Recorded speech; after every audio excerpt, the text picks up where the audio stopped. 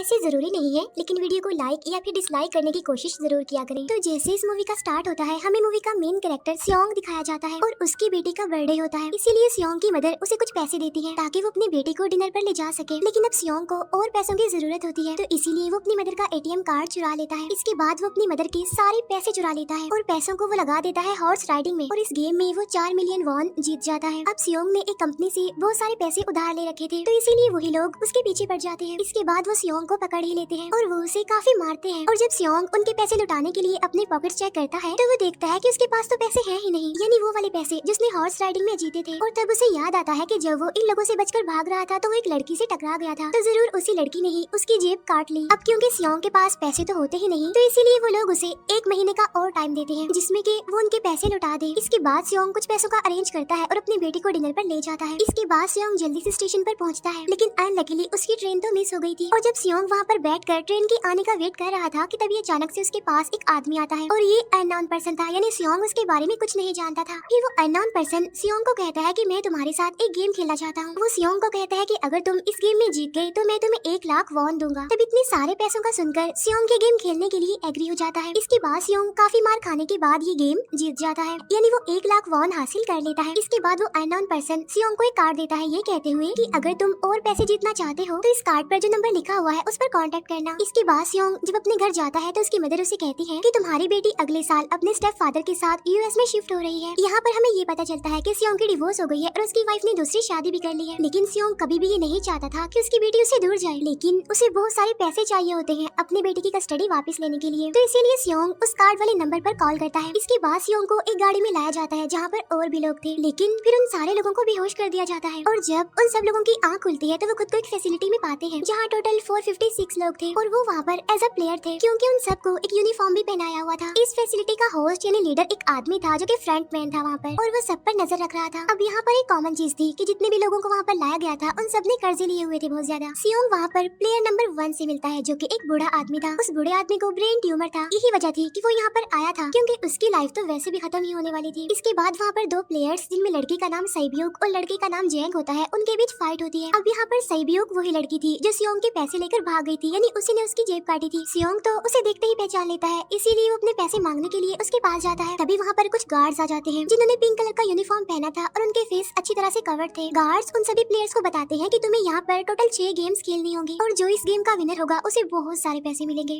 इसके बाद उन सबसे एक कॉन्ट्रैक्ट पर साइन करवाया जाता है, और इस कॉन्ट्रैक्ट के 3 मेन रूल्स थे। पहला रूल ये कि कोई भी प्लेयर अपनी मर्जी से गेम को छोड़कर नहीं जा सकता। दूसरा रूल ये होता है कि जो भी प्लेयर खेलने से मना करेगा तो उस प्लेयर को एलिमिनेट कर दिया जाएगा, और उनके मुताबिक एलिमिनेट का मतलब क्या था ये तो हम आगे ही जानेंगे। गेम का तीसरा रूल ये था कि अगर मेजोरिटी इस गेम को खेलना नहीं चाहती तो वो इस गेम को छोड़कर जा सकते हैं। इसके बाद उन सबको गेम के लिए ले जाया जाता है। अब यहाँ पर सियोंग अपनी क्लासमेट सेंगवू से भी मिलता है जो कि उसे बचपन से जानता था। सियोंग उसे वहाँ पर देखकर काफी हैरान होता है क्योंकि वो तो किसी बिजनेस के लिए आउट ऑफ कंट्री चला गया था। अब पहले गेम के लिए वहाँ पर एक काफी बड़ी डॉल थी, और इस गेम का रूल काफी सिंपल था, और वो ये था कि डॉल जब भी गाना गाएगी उन सबको आगे बढ़ना है, और जैसे ही वो गाना गाना बंद करेगी तो उन सबको रुक जाना है और मूव नहीं करना है, और अगर कोई हिल गया तो उसे एलिमिनेट कर दिया जाएगा। अब स्टार्टिंग में तो ये सब कुछ उन्हें किसी प्रैंक की तरह लग रहा था, लेकिन जब एक लड़का हिल जाता है तो उसे शूट करके मार दिया जाता है, और यही होता है एलिमिनेट का मतलब, यानी उन्हें मार दिया जाएगा। अब ये देखकर वो सारे लोग काफी घबरा जाते हैं, और उन्हें पता चल चुका था कि वो खतरे में है, इसीलिए लोग डरते हुए पैनिक करते हुए इधर उधर भागने लगते हैं।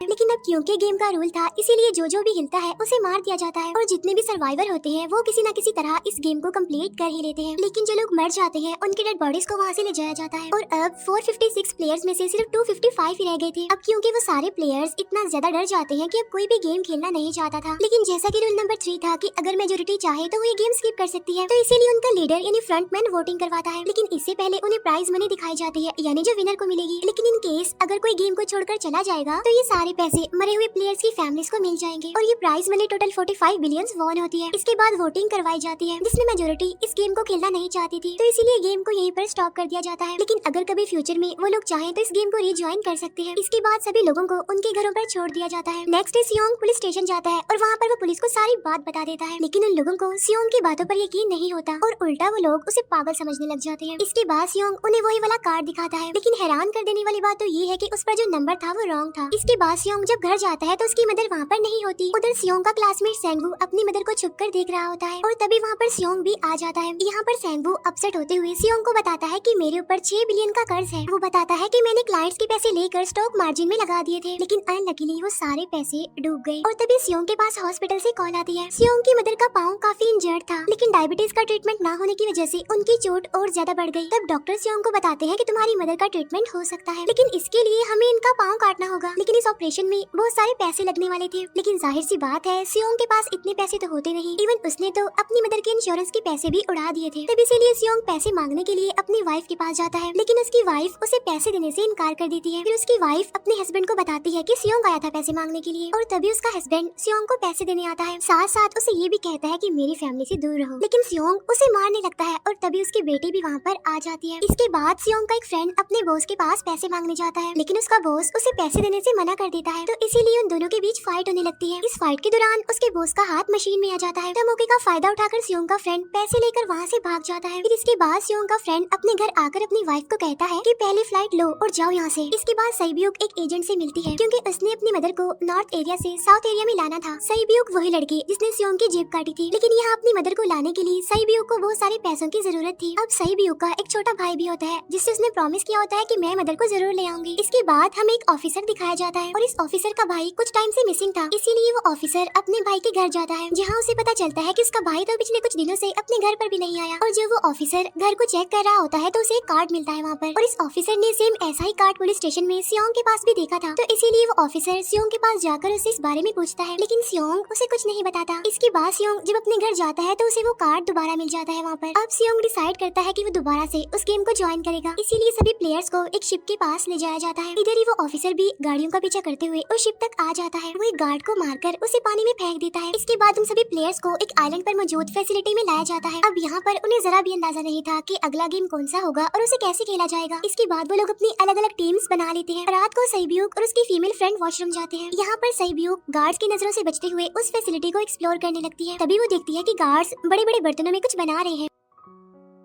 लेकिन अब क्योंकि गार्ड्स को शक हो जाता है तो ये गार्ड वॉशरूम्स को चेक करने के लिए आता है, लेकिन तब तक सईब्यूक वापस आ चुकी थी। इसके बाद सईब्यूक अपनी फीमेल फ्रेंड को सारी बात बता देती है जो उसने देखा था, लेकिन यहाँ पर सेंगवू उन दोनों की बातें सुन लेता है और वो इस बारे में सईब्यूक से पूछता है, जिस पर सईब्यूक बताती है कि वो बड़े बड़े बर्तनों में कुछ पका रहे थे। इसके बाद उन सभी प्लेयर्स को प्लेग्राउंड में लाया जाता है, जहाँ पर उनके सामने 4 शेप्स थी। 4 शेप्स में से उन्होंने किसी एक शेप को चूज करना था। अब यहाँ पर सेंगवू को पता चल जाता है कि गेम क्या है और क्या करना है हमें। सेंगवू सियोंग को बताता है कि सबने अलग अलग शेप्स को चुनना है। इसके बाद उन सभी को एक छोटा सा बर्तन दिया जाता है जिसमें की शेप्स बनी होती है। अब गेम उनकी ये होती है कि उन्होंने किसी तरह उस शेप को बाहर निकालना है बगैर डैमेज किए, लेकिन अगर शेप जरा से भी खराब हो गई तो उन्हें एलिमिनेट कर दिया जाएगा, यानी मार दिया जाएगा। अब यहाँ पर सेंगवू तो इजिली उस शेप को निकाल लेता है, लेकिन सियोंग इतना ज्यादा घबरा जाता है कि उसकी हालत खराब होने लगती है, लेकिन फिर वो किसी न किसी तरह करके इस गेम को भी जीत लेता है। इसके बाद उन सबको वापस से रूम में लाया जाता है। अब यहाँ पर 187 प्लेयर्स वापस आए थे, जिनमें से अब सिर्फ 108 ही रह गए थे। इसके बाद उन सबको खाने के लिए ले जाया जाता है, लेकिन खाने की वजह से जैंग की एक लड़के से फाइट हो जाती है, जहाँ पर जैंग उस लड़के को इतना ज्यादा मारता है कि वो मौके पर ही मर जाता है। इधर ही हम देखते हैं कि उन प्लेयर्स में से एक डॉक्टर होता है जो गार्ड्स के साथ मिलकर मरे हुए लोगों के ऑर्गन्स निकाल कर उन्हें चाइनीज को बेचने का काम करता है। इसीलिए जब भी डेड बॉडीज को ले जाया जाता है तो वो डेड बॉडीज को गायब कर लेते हैं, क्योंकि ये सब कुछ एक प्लान के अकॉर्डिंग चल रहा था, क्योंकि ये सारा कुछ फ्रंट मैन से छुपकर हो रहा था। यही वजह थी कि कंट्रोल रूम में भी उन्होंने अपना ही एक आदमी बिठाया हुआ था जो कि उन लोगों की सारी वीडियो फुटेज डिलीट कर देता था, और गार्ड्स तो डॉक्टर को गेम के बारे में पहले ही बता देते थे ताकि वो सर्वाइव कर सके। यहाँ पर एक गार्ड उसी प्लेयर डॉक्टर को बताता है कि आज हमने प्लेयर्स को जानबूझकर खाना कम दिया है ताकि वो आपस में लड़ने लगे, जिससे होगा ये कि सारे वीक प्लेयर्स गेम से आउट हो जाएंगे। साथ ही गार्ड डॉक्टर को अपनी अगली गेम के बारे में बता देता है। अब 30 मिनट के बाद वहाँ पर लाइट्स ऑफ होने वाली थी। अब यहाँ पर सेंगवू को पता था कि सियोंग की टीम जरूर कोई उल्टा काम करेगी, इसीलिए वो उस टीम को अपने पास बुलाकर उन्हें रिलैक्स रहने के लिए कहता है। उधर वो जो डॉक्टर प्लेयर होता है वो जैंग की टीम में शामिल हो जाता है। यहाँ पर डॉक्टर जैंग को बता देता है कि अगला गेम क्या होने वाला है। इसके बाद लाइट्स ऑफ हो जाती है और जैंग अपनी टीम के साथ मिलकर बाकी सभी को मारने लगता है। जैंग एक लड़की को मारकर सईब्यूक को मारने जाता है, लेकिन तभी सियोंग उसे बचा लेता है। इसके बाद गार्ड्स वहाँ पर आकर उन सभी को रोक लेते हैं और अब टोटल 80 लोग रह गए थे। इसके बाद उन सभी को तीसरे गेम के लिए ले जाया जाता है और यहाँ पर उन्हें 10-10 प्लेयर्स की एक टीम बनाने के लिए कहा जाता है, और वो लोग ऐसा ही करते हैं, अपनी अपनी टीम बना लेते हैं। अब क्योंकि जैंग को अगली गेम के बारे में पहले ही पता होता है, इसीलिए वो सईब्यूक की फीमेल फ्रेंड को अपनी टीम में नहीं रखता और वो अपनी टीम में सिर्फ मर्दों को ही रखता है। इसके बाद सेंगवू भी अपनी एक टीम बना लेता है। अब क्योंकि उन्हें एक प्लेयर की जरूरत थी तो इसीलिए सईब्यूक की फीमेल फ्रेंड उनकी टीम में शामिल हो जाती है और ये गेम असल में टग ऑफ वॉर का होता है, यानी उन्होंने अपने सामने वाली टीम को नीचे गिराना था। इसके बाद गेम स्टार्ट हो जाती है और जैंग की गेम बड़ी आसानी से इस गेम को जीत लेती है। इसके बाद बारी होती है सैंगवू की टीम की। तब प्लेयर नंबर 1 यानी वो बूढ़ा आदमी कहता है कि मैंने अपनी जिंदगी में बहुत सारी टग ऑफ वॉर्स खेल रखी है, इसीलिए उन सबको गाइड करता है कि इस गेम को कैसे जीतना है।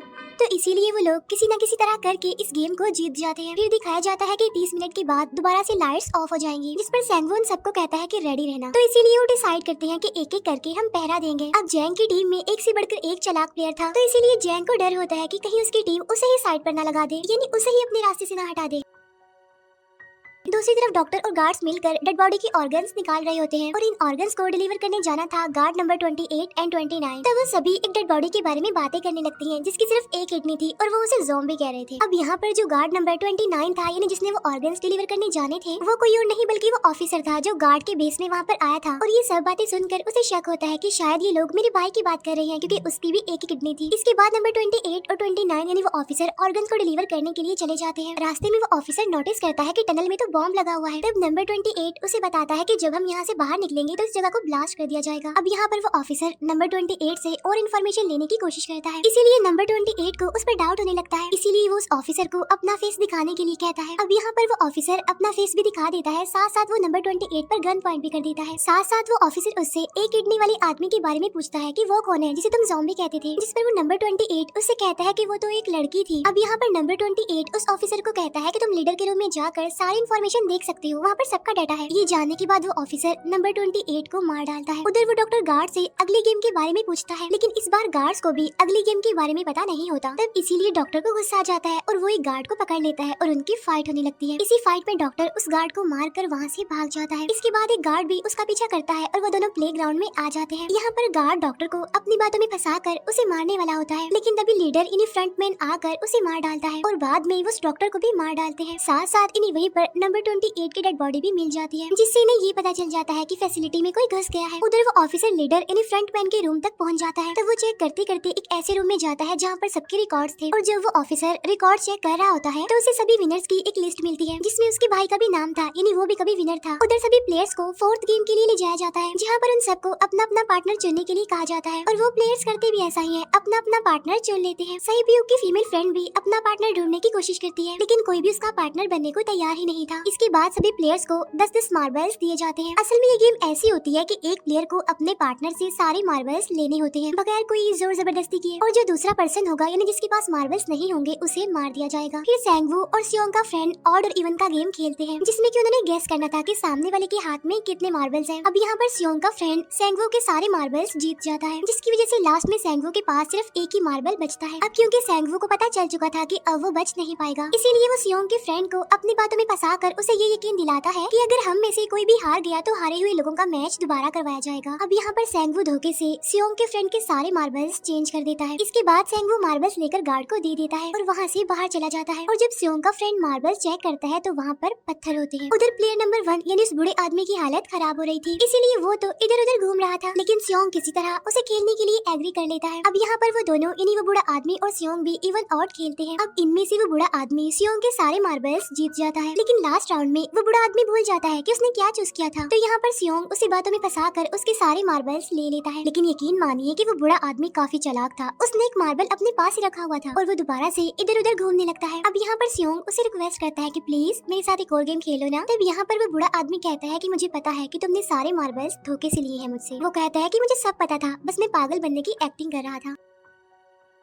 तभी सुनकर सियोंग को उस पर तरस आ जाता है और वो उसे ही सारे मार्बल्स दे देता है। उसके बाद सईब्यूक और उसकी फीमेल फ्रेंड भी गेम खेल रहे होते हैं। उनकी गेम ये होती है कि जो मार्बल्स को दीवार के ज्यादा करीब फेंकेगा वही जीतेगा। पहले सईब्यूक अपने मार्बल्स फेंकती है, लेकिन जब सईब्यूक की फ्रेंड की बारी आती है तो वो अपने सारे मार्बल्स फेंक देती है। लेकिन जब सईब्यूक ये देख लेती है तो वो अपने फ्रेंड को दोबारा फेंकने के लिए कहती है, जिस पर उसकी फ्रेंड कहती है कि नहीं सईब्यूक, मैं बिल्कुल अकेली हूँ, मेरे पीछे तो कोई भी नहीं है, लेकिन अगर तुम्हें कुछ हो गया तो ये अच्छी बात नहीं है, तुम्हारे पीछे तुम्हारा छोटा भाई है, तुम्हारा वेट कर रहा है वो। और इसी वजह से सईब्यूक की फ्रेंड को मार दिया जाता है। इसके बाद उन सबकी डेड बॉडीज को वहाँ से ले जाया जाता है। इसके बाद वो सब वापस से रूम में आ जाते हैं। यहाँ पर जैंग देखता है कि साइबियो की वो वाली फ्रेंड तो अभी तक जिंदा है, जो कि बड़ी आराम से बैठी हुई थी। अब यहाँ पर हमें पता चलता है कि साइबियो की ये वाली फ्रेंड जैंग की भी फ्रेंड थी, लेकिन अब क्योंकि उन दोनों के बीच किसी बात को लेकर क्लैश चल रहा था, तो इसीलिए जैंग की वो फ्रेंड उसे बुली करने लगती है। इसके बाद फ्रंटमैन को एक डेड बॉडी के पास उस ऑफिसर का आईडी कार्ड मिल जाता है। तभी फ्रंटमैन को पता चलता है कि उसके सारे वीआईपीज आ चुके हैं, तो इसीलिए फ्रंटमैन उन्हें लेने के लिए चला जाता है। फिर सारे वीआईपीज को उनके रूम में लाया जाता है। इसके बाद फ्रंटमैन वीआईपीज के आने के बारे में एक और आदमी को जाकर बताता है, और यही आदमी मेन होता है। और ये कौन होता है हम ये आगे जानेंगे। फिर नेक्स्ट डे उन सबको 5वें गेम के लिए लाया जाता है, जहाँ पर 1 से लेकर 16 तक नंबर पड़े होते हैं, और वो सभी प्लेयर्स अपना अपना नंबर ले लेते हैं। नंबर का मतलब ये था कि जो नंबर भी एक प्लेयर पर आएगा उसके मुताबिक उसकी बारी आएगी। अब यहाँ पर लास्ट में पहला और आखिरी नंबर रह जाता है, यानी 1 और 16। तो यहाँ पर सियोंग कंफ्यूज हो जाता है कि उसे कौन सा नंबर चूज करना चाहिए। अगर उसने पहला नंबर लिया तो वो फंसेगा और मरेगा, क्योंकि उसे नहीं पता कि गेम क्या है। और अगर लास्ट नंबर लेगा तो क्या पता उसकी बारी ही ना आए, टाइम कम रह जाए। और तभी वहाँ पर एक आदमी आ जाता है और वो सियोंग को कहता है कि मुझे पहला नंबर चाहिए, क्योंकि मैं अपनी जिंदगी में कभी भी फर्स्ट नंबर पर नहीं आया। फिर इसके बाद उन्हें गेमिंग रूम में लाया जाता है। अब इस गेम का रूल ये होता है कि दिए हुए टाइम में उन्हें ब्रिज की दूसरी साइड पर जाना है। अब इसके बीच में 2 तरह के ग्लास लगे होते हैं, एक तो होता है आम ग्लास और एक होता है टेम्पर्ड ग्लास। आम ग्लास पर पाँव रखते ही वो टूट जाएगा और वो लोग नीचे गिर जाएंगे। इसके बाद गेम स्टार्ट हो जाता है और वो लोग एक एक करके मरने लगते हैं। फिर एक टाइम ऐसा आता है जब जैंग सबके सामने होता है और वो आगे ही नहीं बढ़ रहा होता। अब उनके पास एक ही रास्ता था, या तो वो आगे जाए या सारे ही मर जाएं। और तभी जैंग के सामने उसकी वही फ्रेंड आ जाती है जो उसे बुली कर रही थी, और वो जैंग को कहती है कि मैंने तुम्हें कहा था कि जिस दिन तुमने मुझे धोखा दिया मैं तुम्हें मार दूंगी। इसके बाद वो जैंग को पकड़ लेती है और उसे लेकर नीचे कूद जाती है, जिसकी वजह से उन दोनों की मौत हो जाती है। अब वहाँ पर एक आदमी था जो कि ग्लास कंपनी में काम करता था, और उसे पता था कि टेम्पर्ड ग्लास कौन सा है। लेकिन जब फ्रंटमैन को इस बात का पता चल जाता है तो वो लाइट्स ऑफ करवा देता है ताकि वो ग्लास को पहचान ही ना पाए। अब लास्ट में एक ही स्टेप बचता है और उनके पास तो टाइम ही नहीं था, इसीलिए सेंगवू उस आदमी को धक्का दे देता है। तो यहाँ पर सेंगवू, सियोंग और साइबियोक ब्रिज को पार कर लेते हैं, लेकिन ग्लास टूटने की वजह से उन्हें काफी चोट लग जाती है, खास तौर पर साइबियोक को।